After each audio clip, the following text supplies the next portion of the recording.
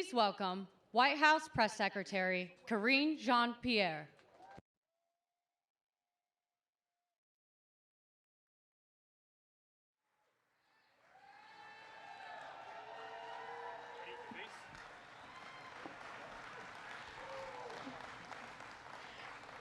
Good afternoon, everyone. It's hard to follow a performance like that. The St. Augustine Gospel Choir. Let's give it up one more time. They were amazing. I'm feeling really inspired today. Just look around. There's so much black excellence here today. Give it up. Just think about it. Hundreds of black leaders on the South Lawn of the White House who exemplify black excellence.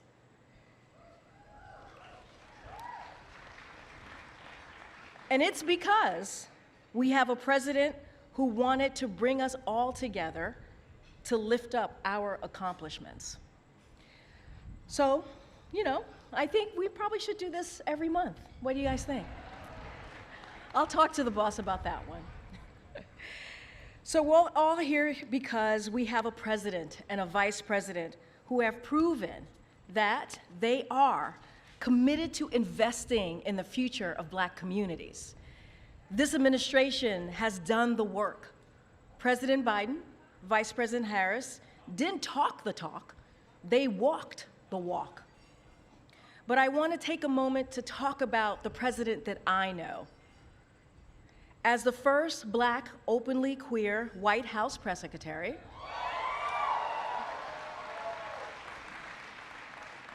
and I gotta add, a proud Haitian American. For those who don't know, I can tell you that representation matters to him. Our voices matter to him. Our perspectives matter to him. And our success in our community matters to him. I want to share a quick story with you. Last year, I took a question in the briefing room from a young black girl who was visiting the White House to take questions from me in the briefing room, and it was Take Your Child to Work Day. I could tell she was a little nervous, but she quickly composed herself and asked her question. What's the most difficult part about my job? And told me that she was inspired or aspired to be in my shoes one day. This moment reinforced for me that representation matters. It matters to our kids and makes our nation stronger. Walking through the White House and having an office in the West Wing will never get old for me. It's truly the honor of a lifetime for me. But what really inspires me as a mom who is raising a young black girl is walking through the White House and seeing people who look like me, seeing people who look like us.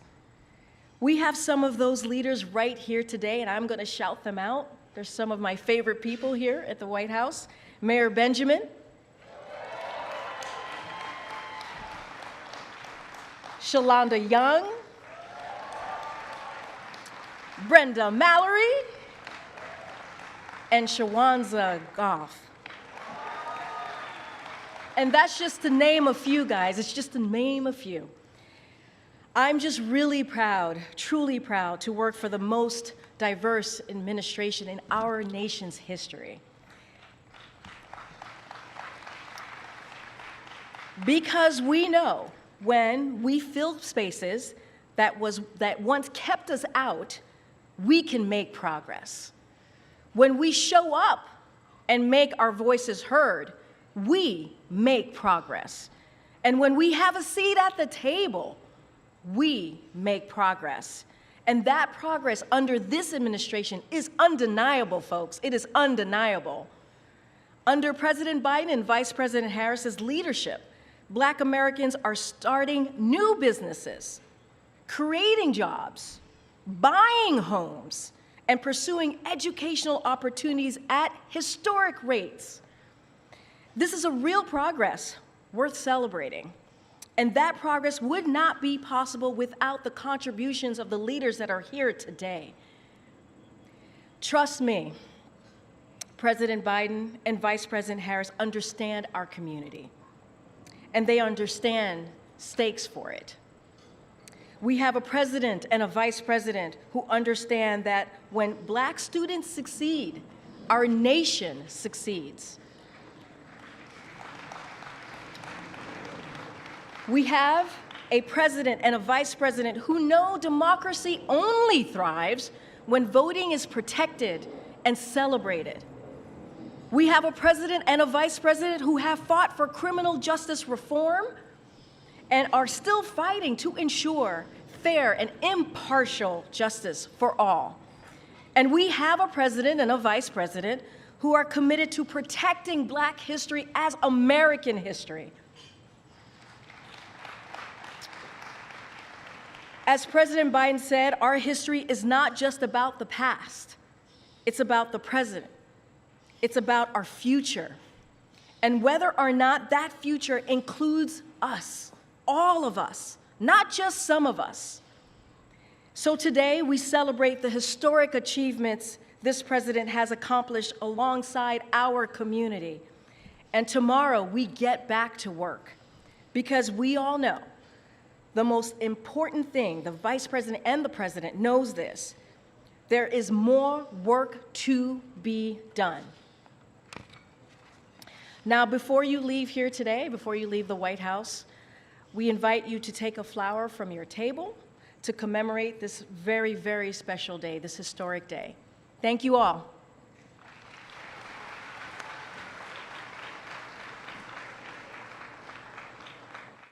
Distinguished guests, please welcome Trell Thomas.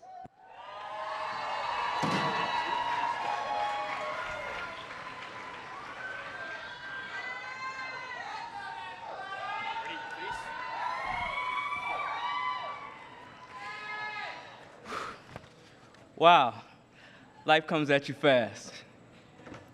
Let me just do a temperature check real quick. God is good? And all the time? Okay, I just had to make sure I'm in the right place. I'm Trell Thomas from Castle, South Carolina. Yeah. A small town filled with people with big hearts. My mom, who is here today, is one of those people. Hi, Mom. Hey, Dad.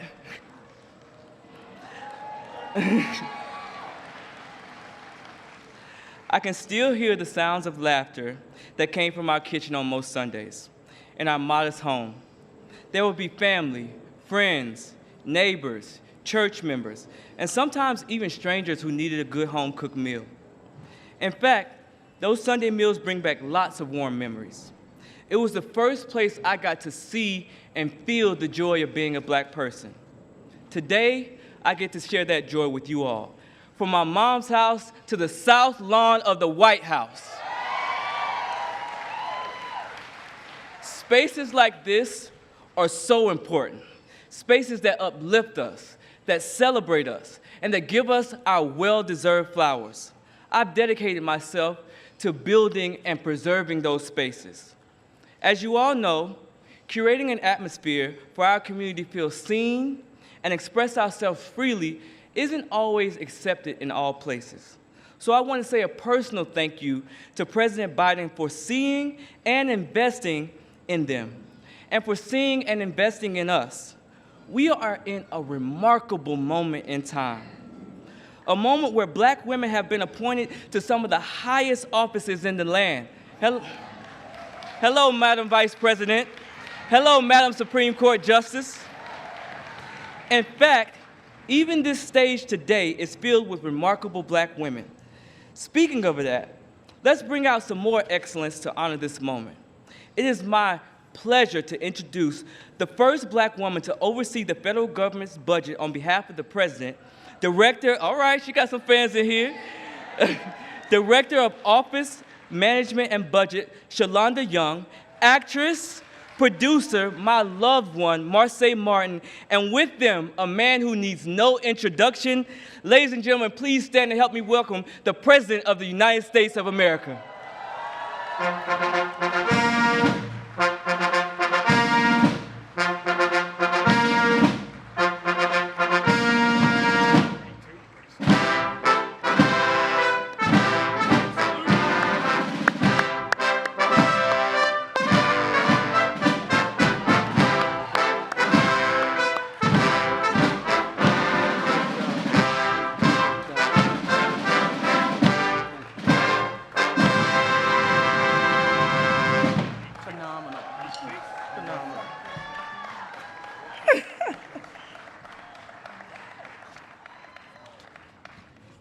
Let's continue this Black Excellency Party.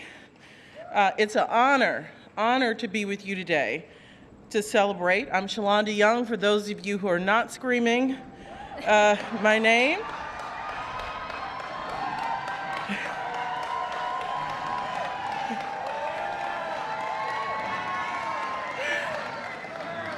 Mr. President, those are your Congressional Black Caucus members who, before I worked for you, I was with them for 15 years. They know who doles out the money. I'm the member of President Biden's cabinet, his budget director. The president likes to say I'm the money lady. I think you like to do this when you refer to me. And I'm the first Black woman to do it. I think that matters. And I want to thank the president personally. I don't think I ever have, for letting this little Black girl from Clinton, Louisiana, get to show that Black people deserve to be in all the spaces. So thank you so much. I'm also the fruit of generations who poured all they had into me. And most of you out there can say the same thing. And they taught me what Black excellency was, and it's how I was expected to live. Most importantly, I'm a mother of an almost 3-year-old, Miss Charlie, a young Black girl. And I hope even when she's a teenager, she rolls her eyes already. So pray for me. But teenage Charlie, I hope that she remembers walking through these halls and what that means and what is expected of her, and that she takes the Black excellence and she brings it to the next generation. The president likes to tell people, including me, especially me, don't tell me what you value, show me your budget and I'll tell you what you value. Trust me, he means those words. He puts his money where his mouth is. When he talks about value, it's more than economic value of something. He sees the inherent dignity and value of people all around our country and the inherent excellence, which is why when I oversee the budget, I work to ensure that we invest in people and places that will ensure the next generation of Black excellence. I oversee a $7 trillion budget. Thank you for trusting me. Thank you for trusting me. Now, I know $7 trillion sounds like a lot, but I want to explain how those investments look. It means that a small rural community like the one I grew up in Clinton, Louisiana, a town of under 2,000 people, that explains the accent, is finally seeing critical investments from their government, such as broadband internet. And I can tell you firsthand, I went home, Mr. President, and saw my almost 96-year-old grandmother who has internet in Clinton, Louisiana. We couldn't figure out the password because she couldn't remember it. But it's there when somebody can remember what it is to reset it. And believe it or not, in 2024, this president and vice president are still fighting to make sure people have adequate sewer and water infrastructure. It means that this administration can ensure that the government show up in places that have been left behind. For Black Americans and communities, this also means historic federal investments in our HBCUs, new economic opportunities and good paying jobs in Black communities, and lower health care and child care costs. Let me tell you, I get that. because we know what it means when a family gets a slot to a Head Start program. It means parents have the room to invest in their children and see their dreams come to life. What do you say, Mr. President? People just want a little breathing room. That's what he's led us to focus on. That's what budgets are about. As a point of personal privilege, I just want to say that I'm incredibly proud to work for President Biden, Vice President Harris, who have fought relentlessly to create opportunity, advance equity, and fight for families. As a short example of the importance of Family First by the President, last summer, I was on my last leg doing a little deal around the debt ceiling, Mr. President. One afternoon, I was in a meeting with you, and at this point, I've gone weeks without spending much time with the kid. I had no laundry, and I was hanging on literally by a thread. The meeting was going a little long, but I knew I needed to sneak out to get my child from daycare because they charge $5 a minute if you are late. And that $7 trillion is a US government budget, not my personal budget, so every minute counts. So I started to back up quietly, and you go, "Where are you going?" And I said, "Well, I guess now I'm going to go call somebody to pick up Charlie." And without skipping a beat, you said, "Well, bring over here." My mind immediately went to the damage I knew my child would do to the Resolute desk. So I did not take you up on that offer, but I could not do this job if you didn't tell all of us, if it's about your family, go home. The President's graciousness and understanding in that moment was incredibly important to me as a mother, and the reason I'm able to do this job is because this President and this Vice President put family first. With your help, we have made historic gains, and the future looks good. I look forward to accomplishing more together. We have lots of work to do, and now it's my great, great honor to introduce someone I've been watching since you were wee-high, to introduce award-winning actress and producer Marseille Martin.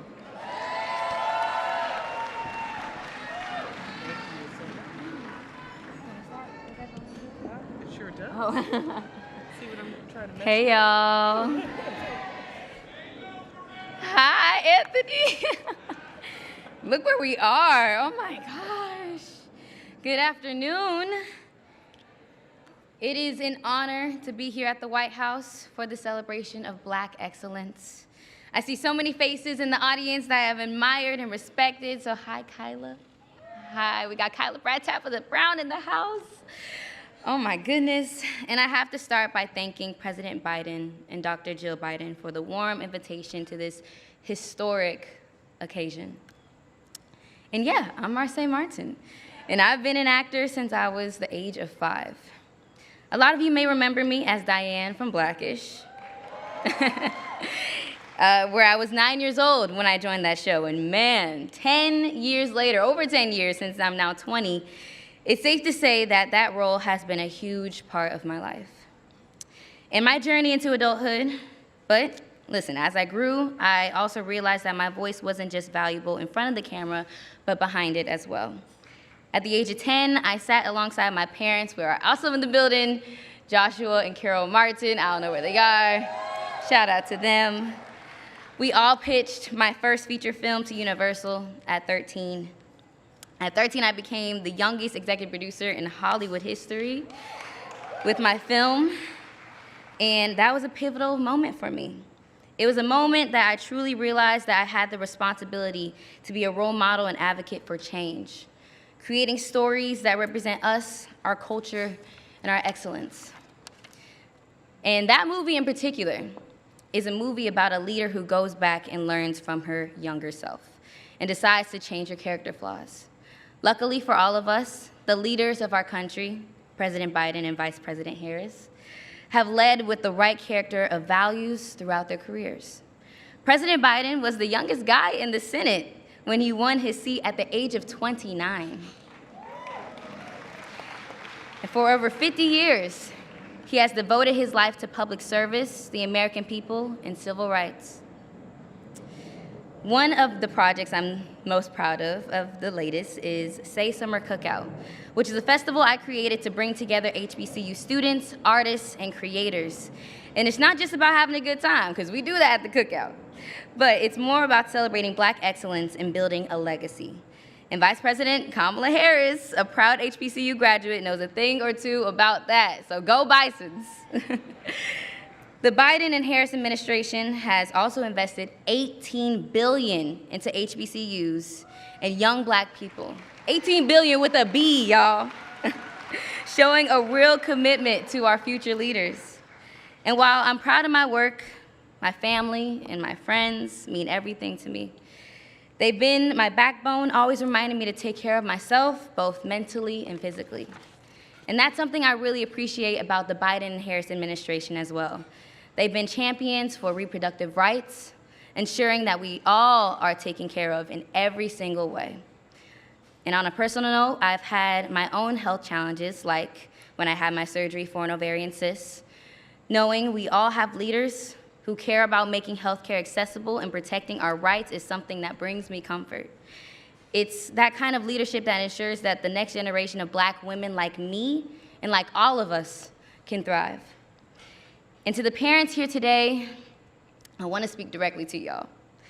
I was once that young girl from Dallas, Texas, D-Town, Texas in the house. I was once that young girl with dreams that felt bigger than life itself. And I know how much it matters to parents who believe in those dreams.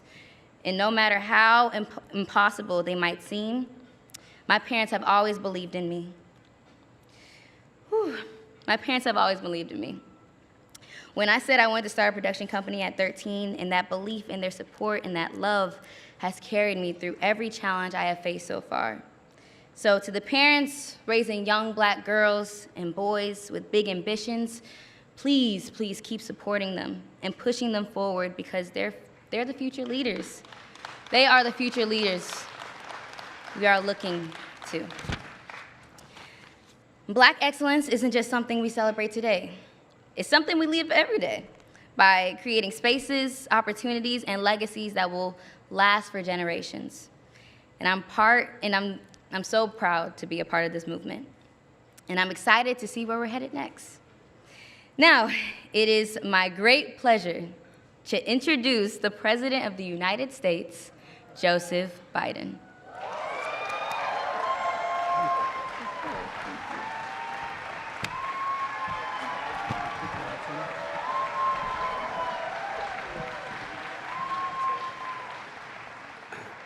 Good afternoon,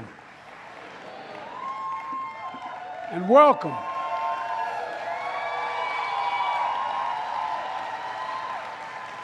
Welcome to the first ever White House brunch in celebration of Black excellence.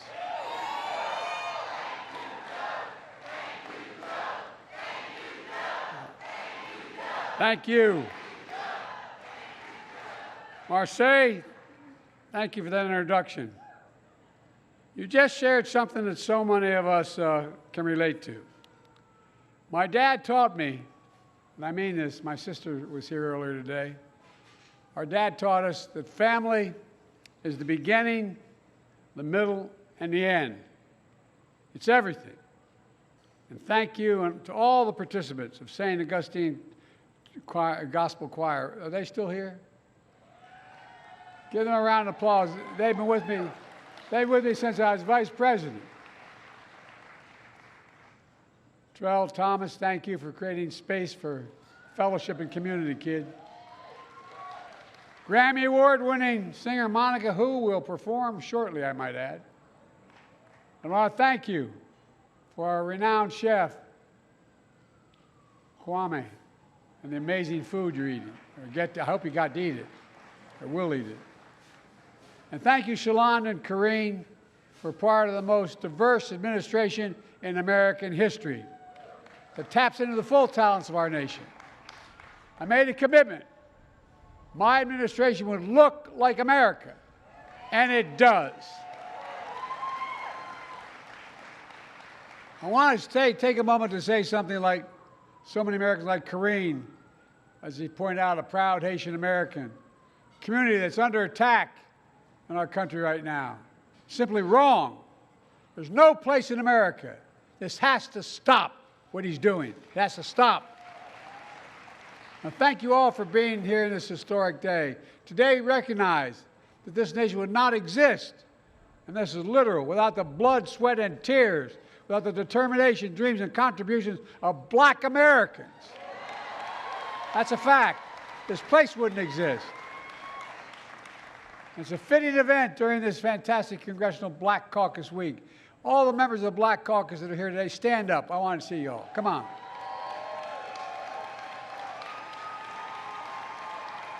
They're the best. I wanted to host this lunch for a few reasons. First, to show my personal gratitude. Growing up, I'd walk into the kitchen of my grandpa's house in Scranton, and he and the adults would be having a conversation about what's going on in the neighborhood, what's going on in the world. And they'd let me sit down. I got involved in public life because of civil rights when I moved from Scranton to Delaware, which was segregated by law. Throughout my career, I'd attend morning mass at my Catholic church and then attend Sunday services at the AME Church in Wilmington, planning the desegregation efforts in my state that had been segregated by law. You know, I'd be home for our own Sunday dinners. Those conversations, those sermons shaped who I became. The bottom line is, the Black community has always had my back, and I've always had yours. So thank you for all you've taught me. Thank you for all the love you've extended to me. I also want to host this brunch because we have progress to celebrate. Together, we're making the most significant investment in Black America in all of American history. We've centered racial equity as the center of everything we do. With your help, in just 3.5 years, we've created over 2 million new Black jobs for Black Americans and Black. By the way, the next Black job to be filled is as President of the United States of America. All right, watch me. We have the lowest Black unemployment rate on record. More Black Americans have health care than any time in history. Historic $18 billion to HBCUs. Everybody said, why am I doing that? Anyone in an HBCU is qualified to do anything we need to be done in America, but you don't have the endowments. They don't have the laboratories. They don't have all the. Now they do. More than 4 million people receive student debt relief under my plan, a significant number of whom are Black borrowers. The racial wealth gap is the smallest in 20 years, removing poisonous lead pipes in every American pipe in America, lead pipes, so people can drink clean water without brain damage. We're delivering high-speed, affordable internet to every American, which today is as essential as electricity was when FDR delivered it in his term. On this very lawn, in front of the White House built by enslaved people, we hosted the first ever Juneteenth concert after I made Juneteenth a federal holiday. And on this lawn, we celebrated the first Black woman appointed to the United States Supreme Court, a best decision I made, Justice Ketanji Brown Jackson. And today, we honor a long line of patriots throughout our history, who made the promise of America real for all Americans. All of you has pushed us forward to be a country that we say we are. We say we're a country that values freedom, justice, equality, and dignity for all. Today, we honor this simple truth. Black history is American history. Black excellence is American excellence. And folks, we don't erase history like others are trying to. We make history. I know it because I've seen it. I've been vice president of the first Black president in American history, a president to the first Black vice president, and God willing, to the first female Black president in American history. Kamala wanted to be here today, but she's traveling and she couldn't be here. But she's always there with us. We'll always be there for her. On this day, we celebrate Black excellence. Let us remember History is in our hands. It's literally in our hands. The power to drive positive change is in our hands. Future is in our hands. It really is. If you go to my Oval Office, you see I have a whole wall on both sides of Frederick Douglass, about paintings of Frederick Douglass. He said, if there's no struggle, there's no progress. Well, Lord knows we've been struggling, but there's been progress, and there's excellence, and that's all of you. We just have to remember who we are. We keep forgetting we're the United States of America. There is nothing beyond our capacity, nothing beyond our capacity when we act together. I'm sorry I can't stay longer, but I'm hosting a second consequential event today at the White House. The Prime Minister of Great Britain asked if he'd come and see me. He's on his way here, and I'm going to be seeing him shortly. So I'm not going to be able to stick around with you a long time. But I want to say, God bless you all. We're changing America for all Americans, not just black Americans, for all Americans, for Hispanic Americans, for all Americans. Folks, this is who we are. Just remember. I get so tired of the other guy talking about we're a failing nation. We are the greatest nation in the history of the world. That's a fact.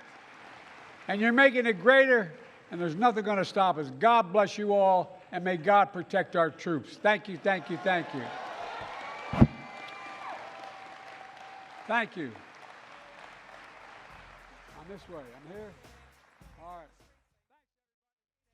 Enjoy the day.